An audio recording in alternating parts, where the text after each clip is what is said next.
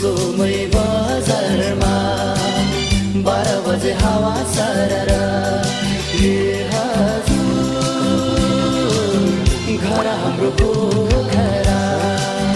अहिलेसम्म भएको छैन घरबार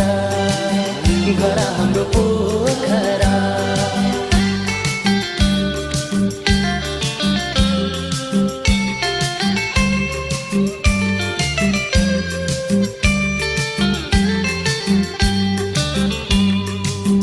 त्यो डाँडा ढाक्यो कुहिरोले